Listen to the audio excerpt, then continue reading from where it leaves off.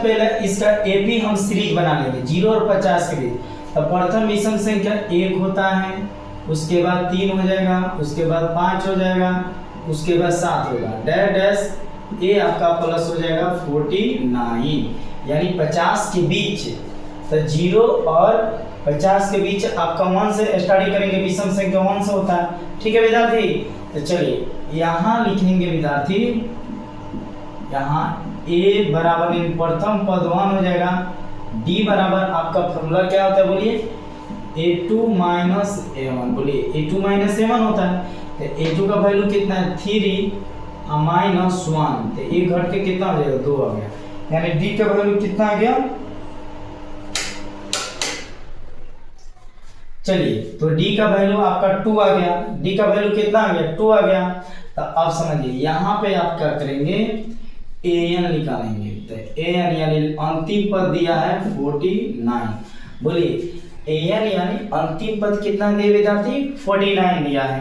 तो इसका फॉर्मूला आप लोग पढ़े हैं, an बराबर फॉर्मूला आता है a plus n minus 1 into D बराबर 49, क्या होता है 49। तो a का वैल्यू कितना दिया है 1 दिया है, 1 रखेंगे, प्लस है तो plus n minus 1 into D.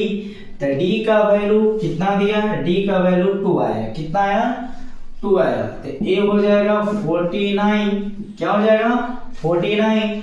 अब इसका कैलकुलेशन करेंगे 1 बाई 1, तो 1 प्लस इसमें मल्टीप्लाई करेंगे तो ये हो जाएगा 2n, फिर ये प्लस माइनस माइनस ये हो जाएगा 2 और ये हो जाएगा 49, कितना होगा 49।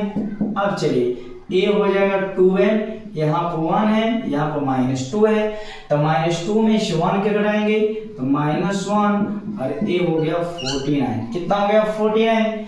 अब चलिए तो ये हो गया 2n, ये हो गया 49, ये माइनस में तो ए साइड आएगा तो प्लस 1 लिखाएगा, कितना लिखाएगा प्लस 1 लिखाएगा। अब चलिए ए हो गया 2n बराबर 49 1 कितना हो गया 50 हो गया, कितना हो गया 50 हो गया।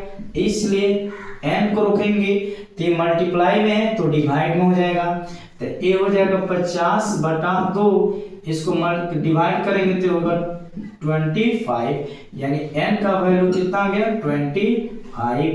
तो इसका हम Sn निकालेंगे, इसका योग निकालेंगे, क्या निकालेंगे योग निकालेंगे, तो देख लिया जाए।